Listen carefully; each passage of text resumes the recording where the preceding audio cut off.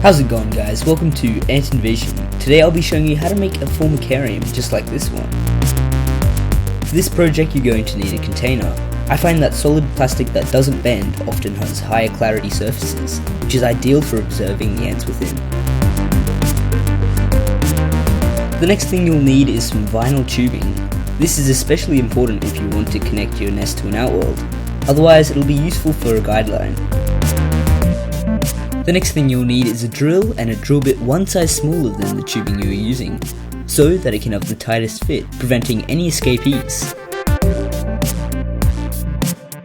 Also a test tube for hydration. For this specific design you'll also want some plaster. I'll be using casting plaster, however pretty much all plaster should be fine. Then you'll need some sand or dirt for creating the chambers.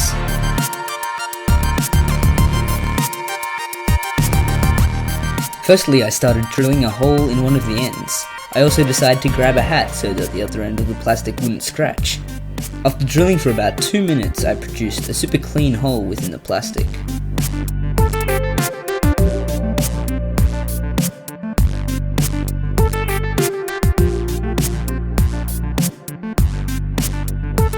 Now comes the messy part, applying the first layer of plaster. For this mixture you'll want the consistency to be similar to yogurt. You could make this layer a thicker consistency, but whatever you do, don't make it any runnier, as it'll take way longer to dry. Then you'll want to pour this mixture into the container, just so it's level with the holes you've drilled. I didn't make enough, so I let the first layer dry and started making a second layer. This time I put the container on an angle, so that the plaster would be level with both holes, as they weren't the same height as each other. I then let this dry. Right now is a great time to clean off any splashed plaster, as it will obscure your view of the ants inside. As well as this, if you know roughly where the chambers are going to be positioned, then you can sprinkle some sand on top to ensure that all layers of the nest are covered in it. Once again, you'll want this layer to completely dry. I recommend leaving it in the sun for at least 30 to 45 minutes just to be safe. And the way you can check if it is dry is to simply touch the plaster, and if none of the plaster sticks to your finger, then it should be fairly dry.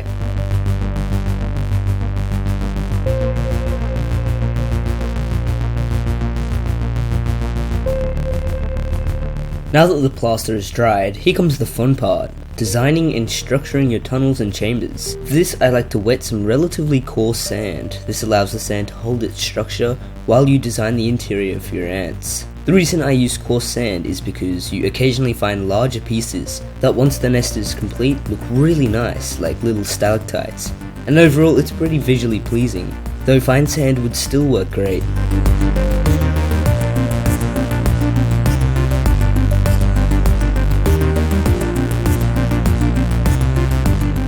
So this big clump here is probably going to be one of the main chambers. And here I'm forming some pathways between two chambers.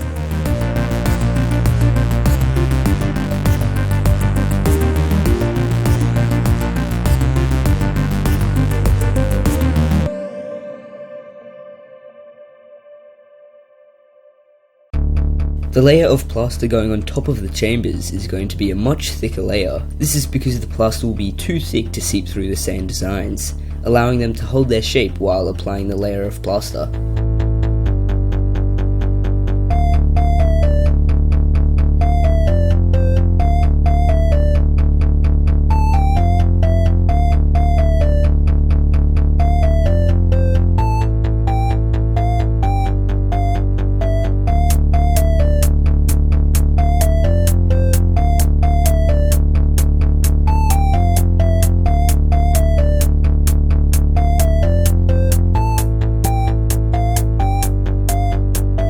I'm personally going to make 2 layers in this nest, though you can keep it simple to one depending on how confident you are at making these.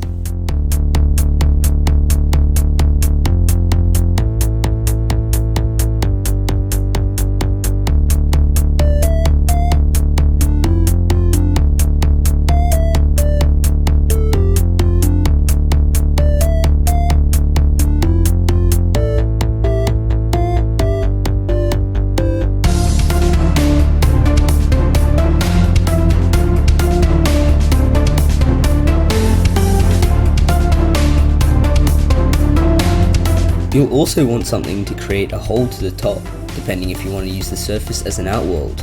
If not, just layered plaster over the whole design. I went ahead and used a twig, which I'll remove once the plaster is dried.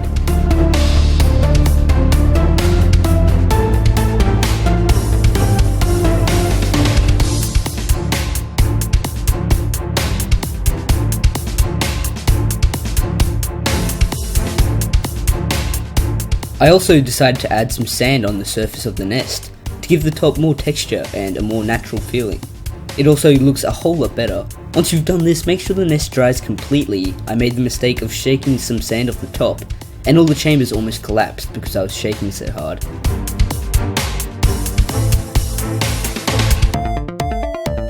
After the plaster has completely dried, you will want to remove the toilet paper stoppers in the holes drilled. Go to a tap, and then you'll want to flush the sand out with water. What I like to do is put some water in and gently swish it from side to side. Then, in that same motion, drain it out of the holes.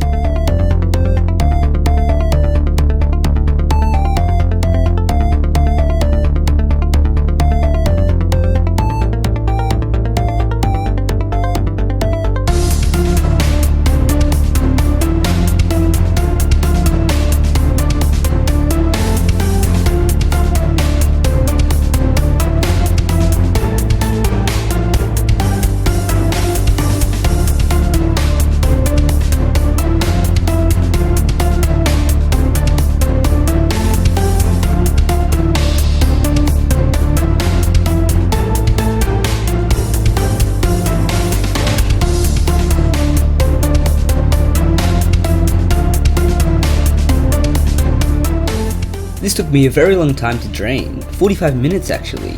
This is because some larger pieces were blocking the flow of the sand, and this process normally takes about 5 to 10 minutes max. Anyway, if you're having trouble as well, you could try tapping the back of the container and try to get it to come out. Then you have direct access to the chambers, making it much easier, though doing this often scratches the sides of the container.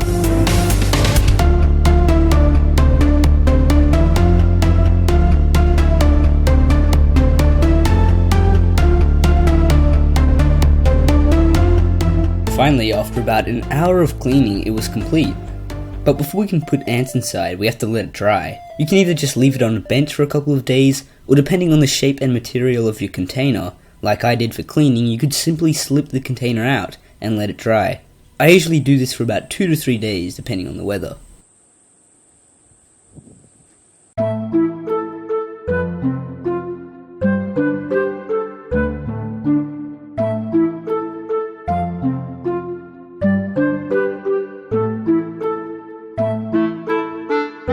Now, you may be wondering, how do we hydrate this nest? Well, the reason we made 2 holes was so that you can attach a test tube to one end of the nest, essentially making it a test tube colony, but with an insane interior.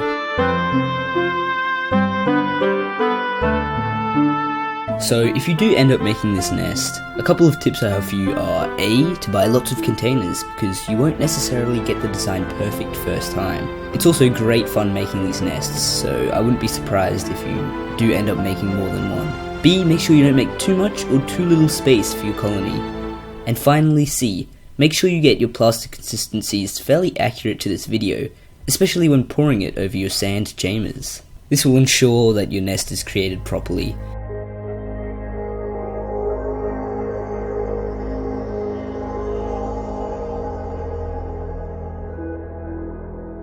Also, if you watched last week's video, you know that I was designing some posters that will be up for sale shortly.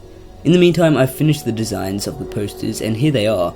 On the left is a Mimisi nigricincta queen head, and on the right is a Camponotus consubrinus queen head.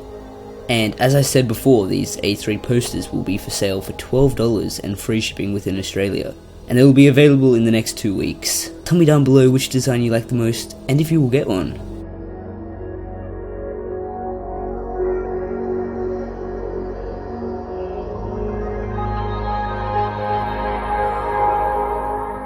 I hope you found this video helpful, and as always, thanks for watching. Ant Invasion out.